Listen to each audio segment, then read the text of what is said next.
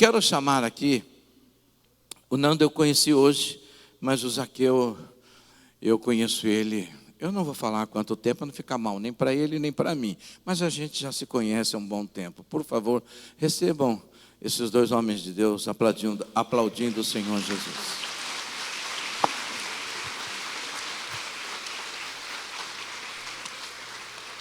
O Zaqueu é genro do pastor Odilon, que esteve aqui na nossa inauguração, casado com a Midian. E ele é o coordenador e o responsável pela administração de missões lá da Igreja Batista Shalom, da Igreja Shalom em Curitiba. E o Nando é um dos missionários, junto com a Socorro, né, com a equipe lá em Guiné-Bissau. E é muito, muito, muito importante que você ouça. Nós investimos lá, nós abençoamos também eles, o trabalho deles. E ele vem como que dar um relatório e falar com vocês. Eles vão falar um pouco do trabalho. O Nando depois vai apresentar e vai trazer aí uma palavra do Senhor para a nossa vida. Amém? Sejam bem-vindos. É com vocês. Bom dia, igreja. Que alegria retornar aqui e ver essa casa linda, linda, linda, linda. Fiquei apaixonado por esse lugar. Fiquei apaixonado pelo que Deus tem feito nesse lugar, pelo que Deus tem, como Deus tem usado a vida dos pastores de vocês, como Deus tem usado cada um de vocês para construir esse lugar lindo, maravilhoso, um lugar agradável de adorarmos a Deus. Parabéns. Queridos, e para mim é motivo de muita alegria retornar aqui para contar algumas coisas que têm acontecido lá em Guiné-Bissau. Vocês, como uma igreja missionária que tem abençoado aquela obra há algum tempo, nós viemos aqui para contar, olha, o seu recurso, a sua oferta está chegando lá e tem acontecido isso. Então hoje eu trouxe reforço, a outra vez eu trouxe o pastor Jorge e a pastora Socorro para estar com vocês e eles contaram um pouquinho. Dessa vez eu trouxe o Nando. O Nando é um dos nossos líderes e pastoreia uma igreja numa aldeia, lá em Guiné-Bissau, numa ilha, né? E lá nesse trabalho tem uma igreja que foi construída e anexo à igreja nós temos 2 salas de aula da escola. Então o Nando vai contar um pouquinho mais sobre o que tem acontecido lá. Eu tenho certeza que você vai ser extremamente abençoado e você ficará feliz com o que Deus tem feito naquele lugar. Então apresento o Nando é casado com a Ishi. A Ishi deveria estar aqui conosco, mas por motivo de saúde não pôde vir, ficou em Curitiba. O Nando vai estar falando mais sobre isso também. Nando, eu vou deixar ele falar, porque afinal de contas é muito mais legal ele falando do que eu, né? Branquelo, com roupa de africano, ele é realmente africano, né? Então, queridos, Deus abençoe. Nando, fica à vontade. Obrigado, pastor. Paz do Senhor, irmãos. Amém. É um prazer aqui em São Paulo. Já estive aqui em São Paulo algumas vezes de viagem, quando eu estava vindo pela primeira vez para o Brasil e no processo de retorno também eu tinha que pegar o voo aqui, mas nunca tinha oportunidade de poder estar presente na comunidade cristã que adora o Senhor, poder conhecer pessoas, uma igreja linda como vocês. É um prazer de verdade poder estar no meio dessa igreja. Eu sinto sempre que eu estou em casa. Eu não me sinto diferença, né? Queridos, estou passando um tempo no Brasil, talvez meu nome oficial, deixa eu me apresentar, é Fernando João Carlos Anué. Então, eu sou de Guiné-Bissau. Guiné-Bissau, para aqueles que não sabem, é um país da África Ocidental, que tem fronteira ao norte com o Senegal. O Senegal todo mundo conhece porque assiste Copa do Mundo, é um país da África que é um pouco forte, né, nos times de futebol. E no sul temos fronteira com Guiné-Conakry. Então, só para situar vocês, algumas pessoas perguntam lá em Curitiba, mas onde fica Guiné-Bissau? Né? Então, queridos, eu estou passando um tempo aqui no Brasil, por razão de saúde da minha esposa, que foi diagnosticado com lúpus e síndrome de Sjögren, e não tive um acompanhamento, um suporte médico lá no meu país, tendo em conta a precariedade da saúde lá, eu tinha que voltar outra vez para passar um tempo no Brasil. Nesse processo, trabalhando na missões lá, pastorei a Igreja Batista Shalom Bruce.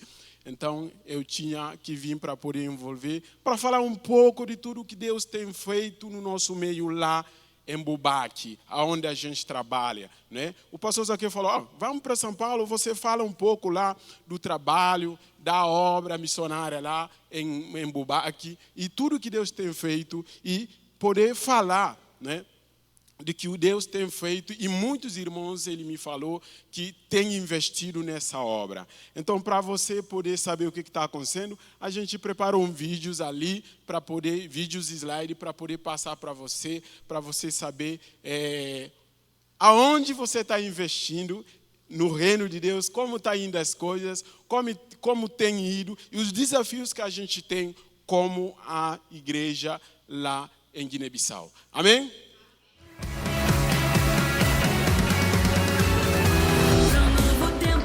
Caminho de justo e suma primeiro luz de madrugada.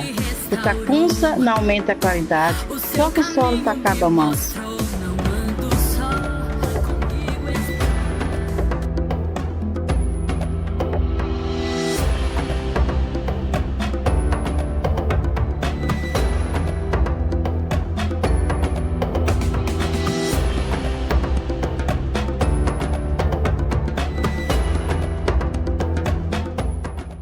Olá, meu nome é Beth, eu sou da Guiné-Bissau. A luz de Cristo me alcançou através da missão AME África. Nós somos das Ilhas Bijagós. Para nós conseguirmos visitar as nossas famílias, pescar, ir para a capital, precisamos de uma canoa como essa. E eu quero que você conheça essa história.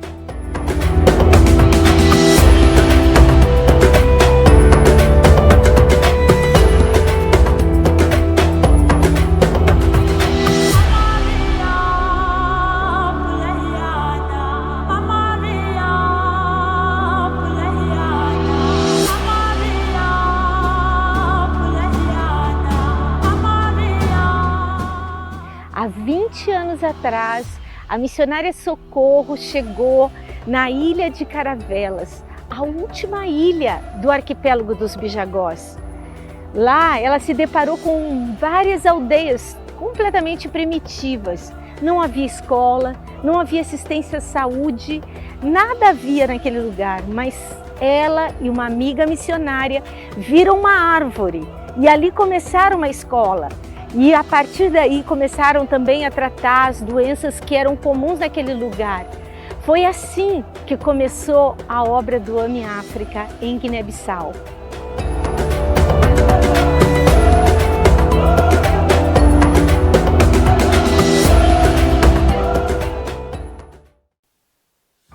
São muitas as histórias que o AME África promoveu nesse tempo em Guiné-Bissau. Eu lembro da história da Sunca, uma jovem, bem jovem ainda, gestante, que já havia ouvido falar do amor de Jesus por ela, mas seu pai, muçulmano, a proibiu terminantemente de ser de Jesus. E ela obedeceu, mas no momento do parto, as coisas ficaram bem difíceis para Sunca. Foi 1 dia, 2 dias de sofrimento, ninguém mais tinha esperança, muitas mulheres morrem nesse momento em Guiné-Bissau. Morre, às vezes o bebê vive, mas a mulher sucumbe. Então, nesse momento de desespero, Sunca gritou para Jesus e disse: Jesus, eu ouvi falar que você é o Deus vivo. Se você me salvar agora, salvar o meu bebê, eu vou te servir, não importa o que meu pai diga. Não importa a religião que acontecer, eu vou ser tua serva. E Sunca viveu, conseguiu realmente ter seu bebê, e a partir daquele momento ela foi à frente da igreja, ofereceu seu bebê para Jesus e disse: eu e a minha casa vamos servir ao Senhor. O pai dela até hoje não fala com a Sunca, mas ela é muito feliz. Ela faz muitas coisas na igreja, temos o testemunho dela diariamente. Ela vai à feira vender as suas mercadorias e é uma pessoa que fala para os outros aquilo que Jesus fez na vida dela e leva outras pessoas também ao conhecimento de Jesus. Então vejam como ela é linda e vejam como ela é feliz. Essa é apenas uma das tantas histórias de missões que nós temos em Guiné-Bissau através do AMI África.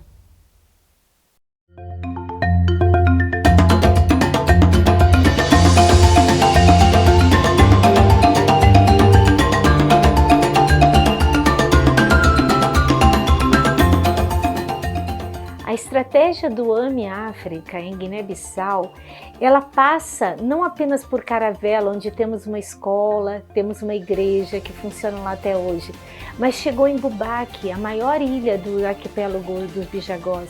Lá nós estamos com 13 escolas, uma delas foi construída agora no último ano, foi feito parquinho nessa escola, com pessoas que enviaram através das ofertas dos participantes do AMI África.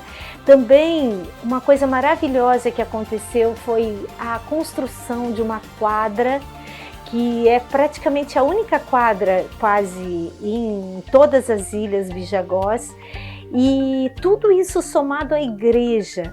Tantos jovens se movimentando em torno das coisas que nós temos oferecido como AMI África naquele lugar.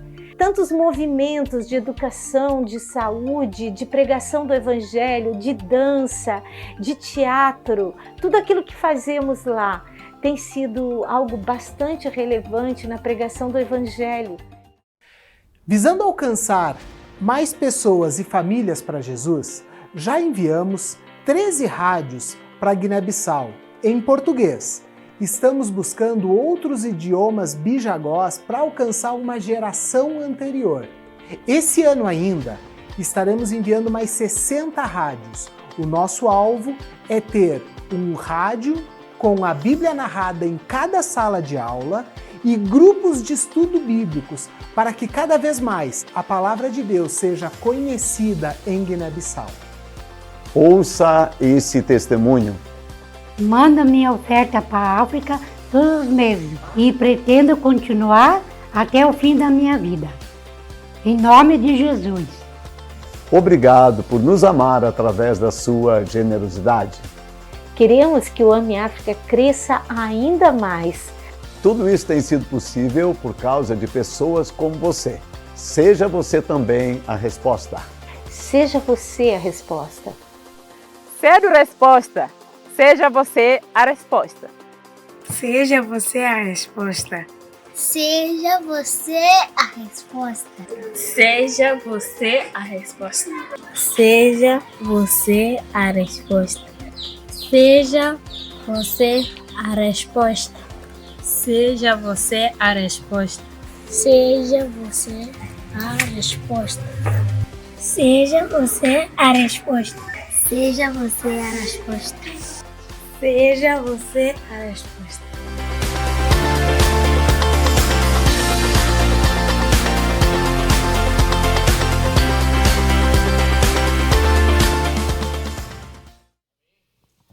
Glória a Jesus.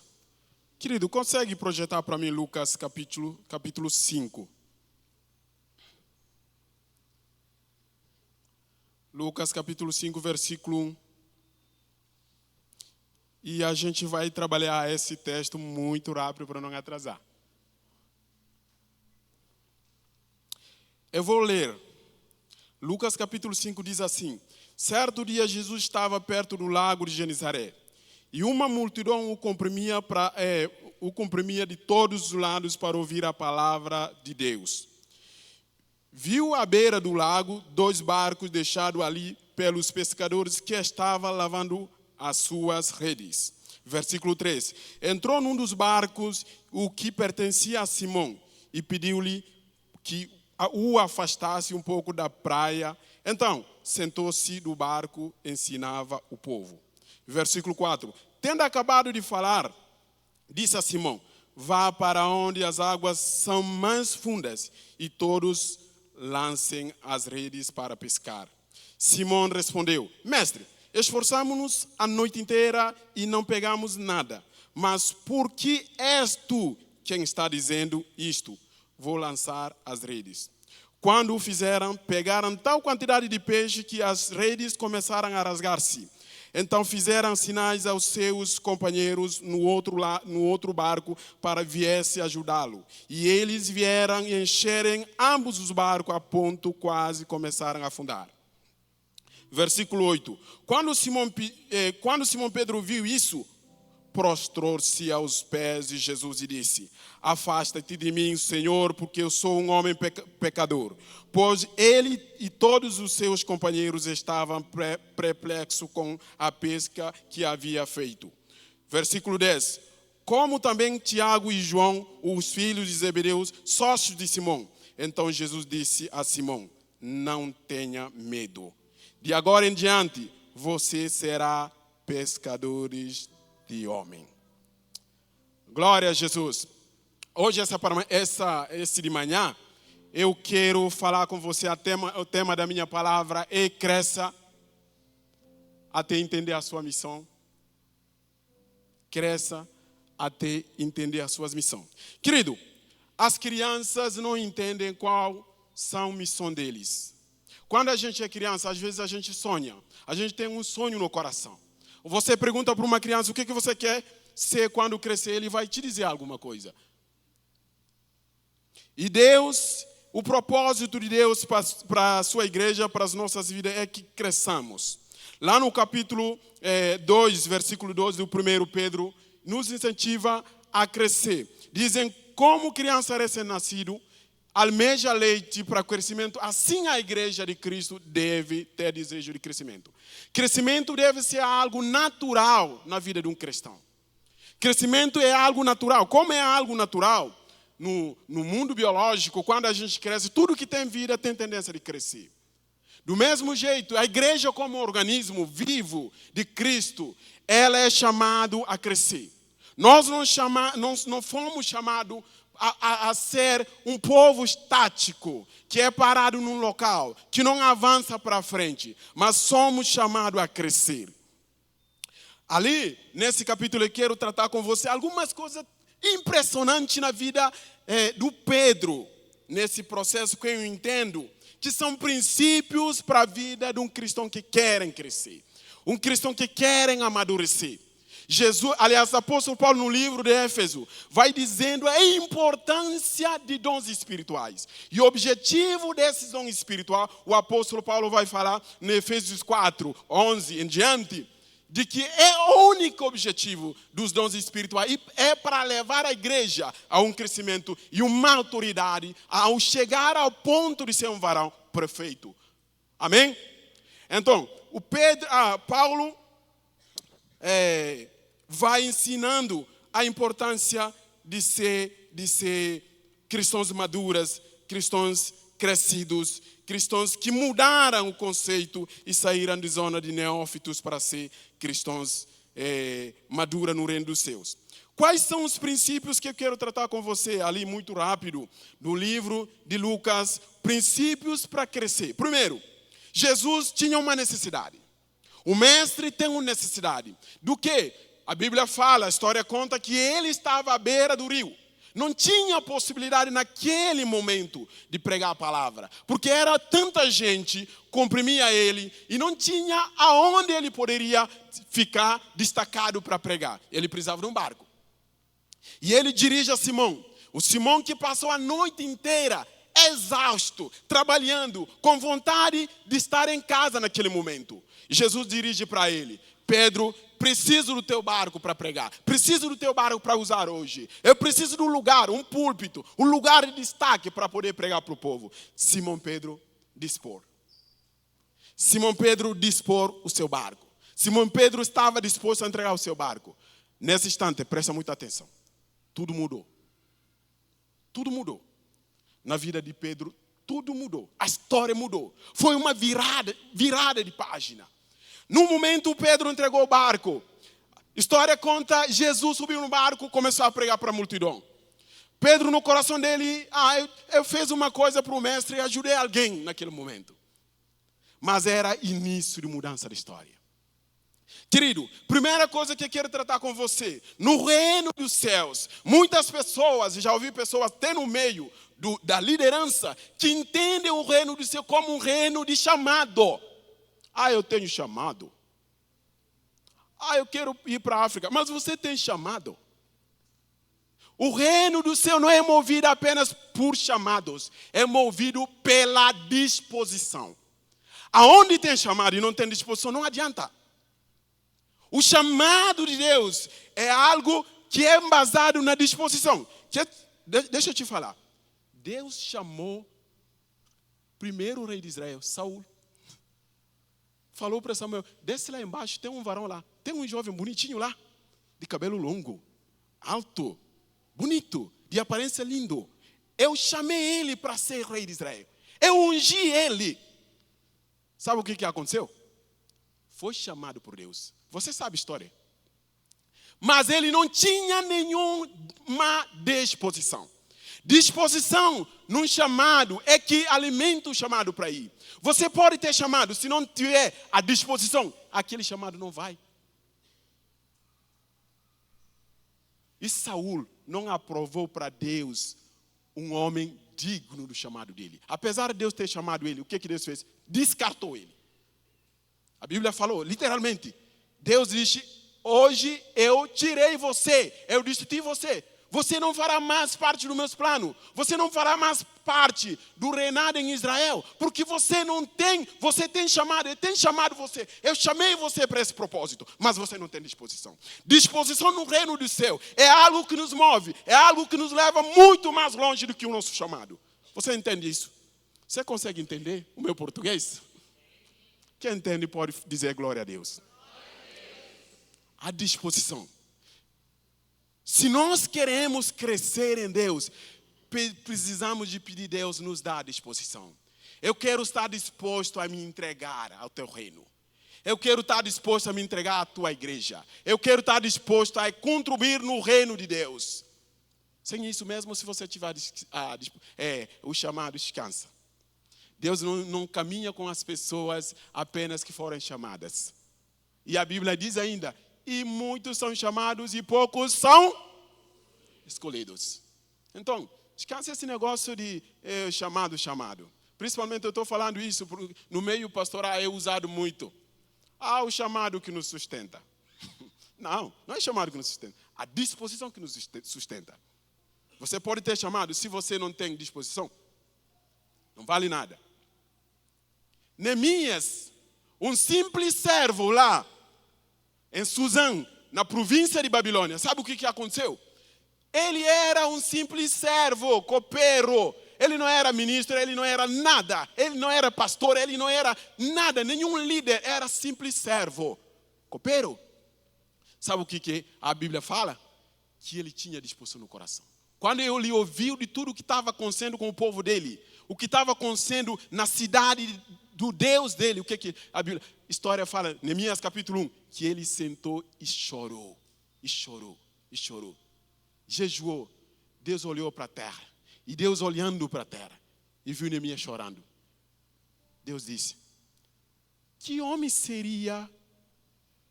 teria qualidade, que homem seria apto, que homem seria uma pessoa de excelência, mais do que esse que tem o coração de chorar pela minha cidade. Ninguém. E Deus escolheu ele. Deus deu a responsabilidade de reconstruir Jerusalém. Não é por causa do chamado, mas é por causa da disposição que ele tinha. Glória a Deus. Amém? Você entende isso? Vamos para o segundo ponto. Do ponto de como... os pontos de como eu posso crescer em Deus. Primeiro, a disposição. Quando Pedro entregou o barco, a história dele mudou porque ele tinha a disposição de entregar. A disposição de entregar. Segundo, obedecer. Jesus disse para Pedro: Pedro, olha só, vá para os lugares profundos e lancem as redes. Escuta o que Pedro disse: Mestre, pescamos a noite inteira, não pegamos nada. Mas como você falou,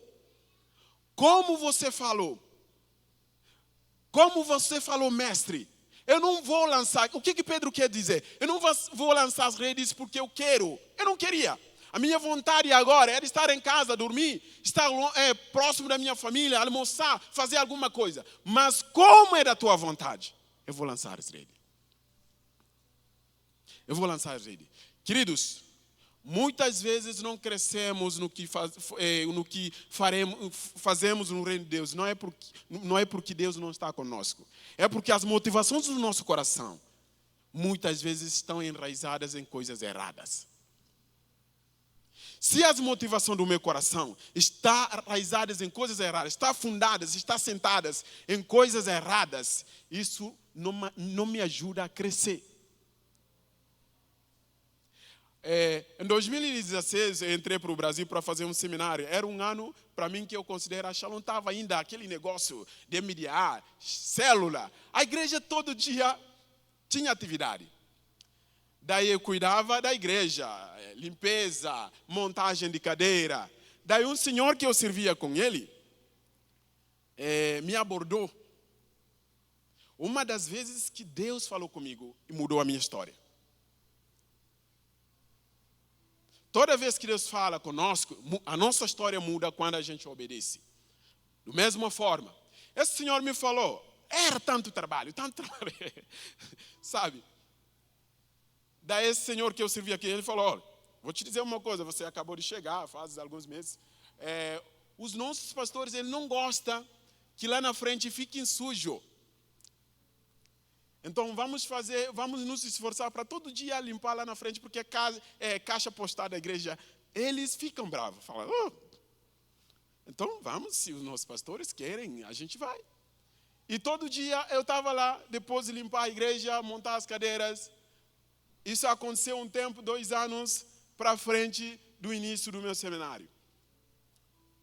Um dia, o nosso pastor estava viajando. Daí a gente trabalhou, já estava próximo do horário de ir para a faculdade. Falei, nossa, irmão, estou muito cansado. Eu não sei se eu vou conseguir ir para a faculdade. Ele falou, Daí daqui a pouco ele veio e falou, ô Nando, você sabe que o pastor Odilon está viajando? Eu falei, sim, eu sei, está de férias, né? Falou, a gente poderia deixar de limpar lá na frente e a gente limpa. Tudo bem, eu estava tão cansado. Daí, a gente topou, eu topei. Tão contente, né? Eu vou lavar agora, não vou rastejar as coisas lá na frente, não vou varrer. Daí eu tomei banho, peguei a minha bolsa para ir para a faculdade. Quando eu estava passando naquele lugar que era para eu ter limpado, o Espírito Santo falou comigo, meu filho, você quer me servir por causa das pessoas. Você quer me servir por causa das pessoas? Na hora, cara, eu caí em mim.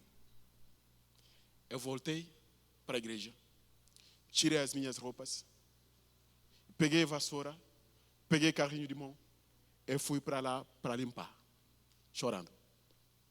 Sabe por quê? Porque é fácil fazer as coisas por causa da liderança. É fácil servir os homens. É fácil fazer as coisas para ser vistos, para chamar atenção, para ser famoso, para ser chamado de servo. Mas as bases, muitas vezes, que a gente constrói para crescer, não nos levam em lugar nenhum. Porque fizemos por causa dos homens. E isso era a minha intenção, de fazer porque o meu pastor gosta que eu faça. Eu tenho o compromisso de honrar o meu pastor, mas eu tenho o compromisso de adorar o meu Senhor, de ter a base da razão de fazer as coisas em Deus, não em homens.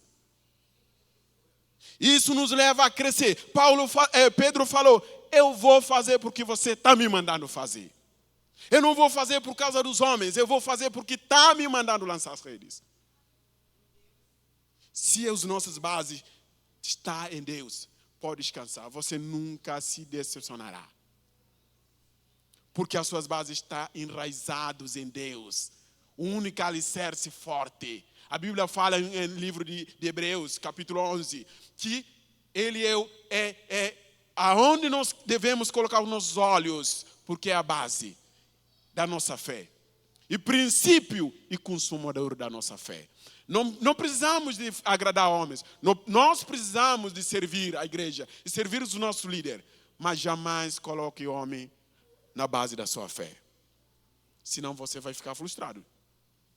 Vou te falar.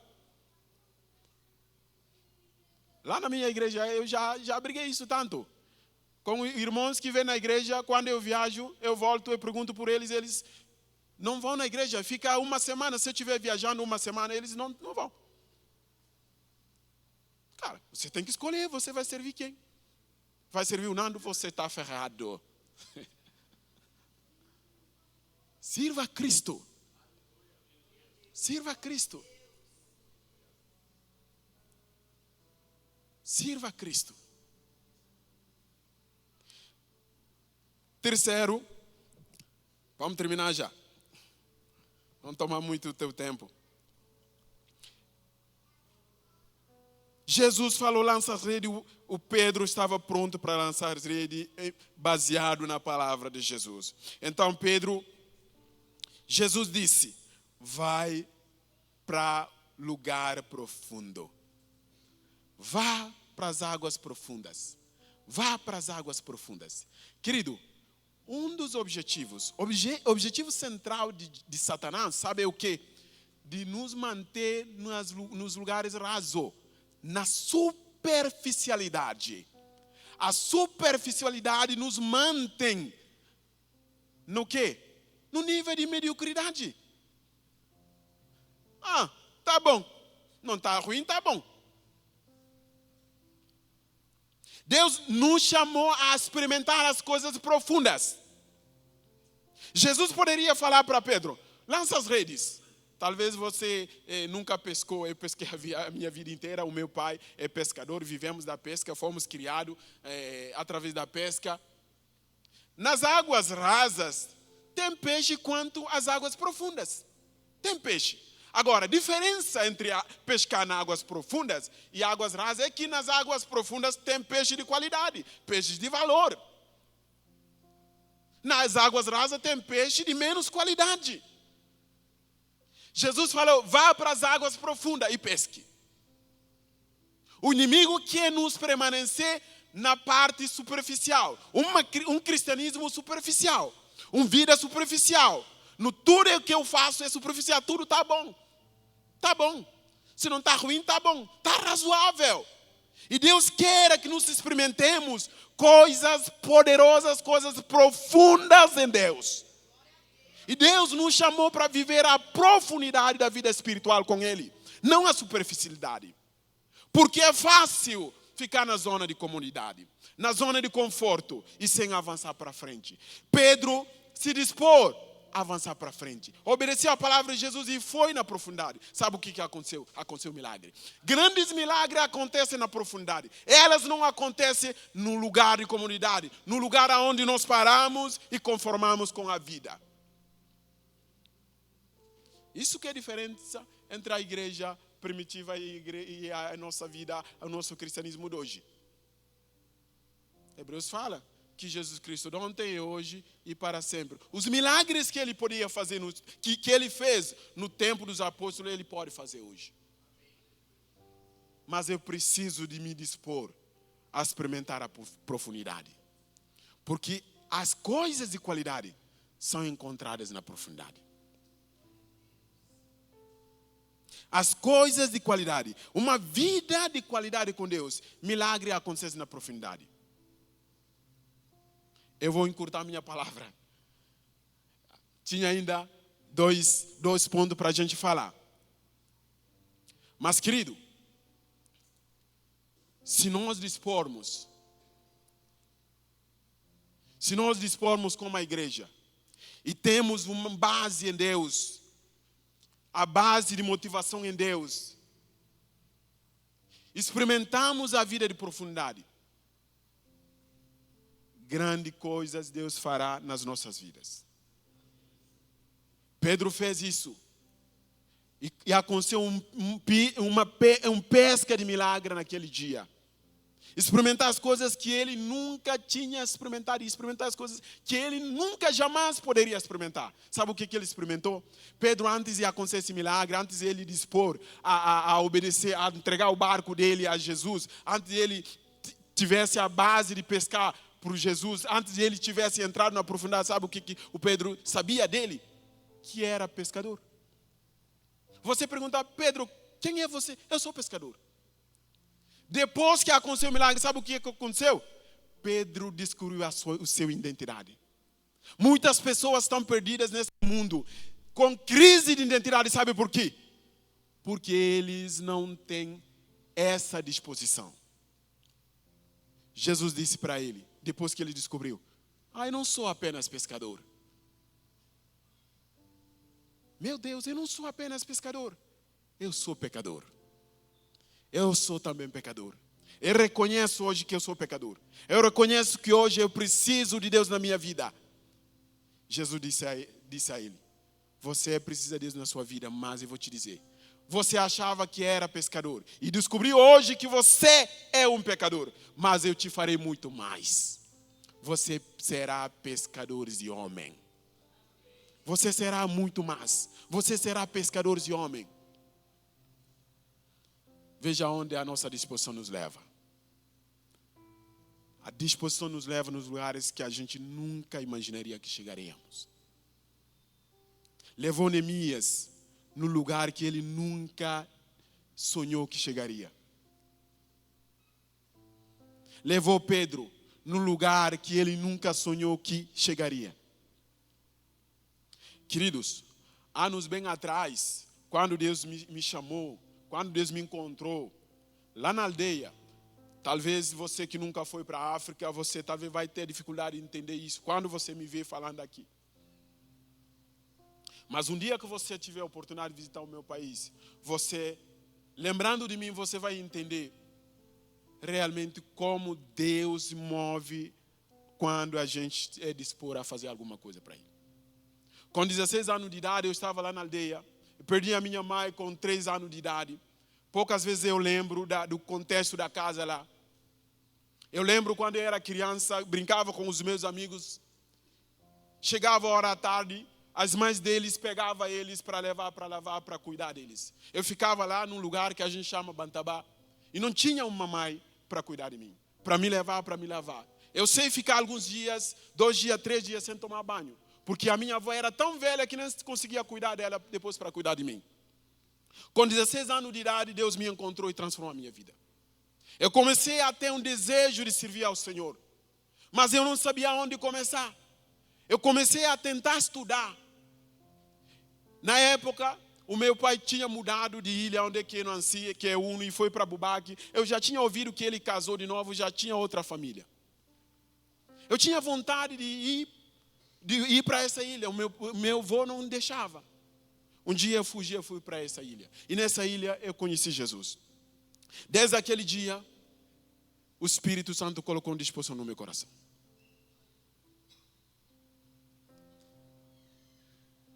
Eu fiz uma promessa para ele. Falei, Senhor, se você me ajudar para estudar, eu vou te servir em qualquer parte do mundo que você queira que eu vá.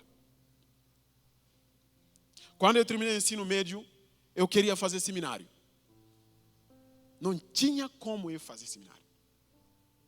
Eu comecei a falar com a direção da igreja em que eu congregava. O pastor, primeira coisa que Fernando, se você quer ir para o Instituto Bíblico, você começa agora a quebrar as pedras para como no ano que vem. Daí você já tem um dinheiro para poder, você já tem as pedras para vender para poder entrar para o Instituto Bíblico. Imaginar quebrar as pedras até completar 3 anos de mensalidade no Instituto Bíblico. Eu tinha que fazer muita academia, né, para começar isso, essa obra de quebrar as pedras. Mas eu tinha um sonho no meu coração. Até um dia, um homem lá em Curitiba, pastor Lourenço, visitou lá e me conheceu. A minha história mudou. Voltou para o Brasil, compartilhou com o pastor Odilon. O meu pai, que não tinha 20 reais para pagar o barco para mim, para ir para a capital. Eu tive 8.000 reais para pegar o avião para vir para o Brasil. Sabe por quê? Eu tinha uma disposição. Eu não tinha nada. Nada. Eu vou te dizer. Eu lembro naquele dia que ia pegar o voo, eu tinha uma mala. Foi um missionário lá em Bubaque. Daí e comprou muitas coisas, artigos assim, africanos para trazer. Daí não chegou no aeroporto, daí não tinha como ele levar, trazer a mala para o Brasil. Ela tinha que tirar todos os artigos e colocar em outra mala e deixar a mala lá. Daí a Socorro falou, já que você vai não ter mala, coloca as suas roupinhas nessa mala. Você chega lá, você tira as roupinhas, você entrega a mala para a missionária Leiliane. Não tinha nada. Querido, vou te dizer uma coisa. Nos planos de Deus, nunca o dinheiro vai ser empecilho. Eu tenho aprendido isso. Nos planos de Deus, nos projetos de Deus, descansa. O dinheiro não vai ser empecilhos. Porque se o dinheiro fosse empecilhos, eu não viria para o Brasil. Isso é verdade. Eu não viria. Eu tinha apenas o que? Disposição. E os projetos de Deus para mim, o meu chamado, eu entreguei a Deus e Deus moveu as montanhas e me levou nos lugares que eu nunca tinha imaginado que eu iria. E hoje, essa manhã, eu sei que o Espírito Santo tem falado muito tempo no teu coração. De entregar algo. Talvez você vai dizer que, não, eu não tenho muita coisa a entregar. Mas Pedro também não tinha nada. Tinha apenas um barco e as redes. Ele falou, Senhor, aqui eu te entrego. Já vamos passar do tempo. Mas eu queria fazer um convite para você. Esse Deus que me chamou naquele dia e mudou a minha história. Ele também está aqui. Ele quer que nos entreguemos a Ele, o nosso coração, dispormos de entregar o nosso dom, dispormos de entregar quem somos nós para servir a sua igreja. Você que tem essa disposição de servir ao Senhor, vem para cá. Com esse coração, vem para cá na frente. Vamos pedir o nosso pastor para orar para nós, para todos, essa disposição.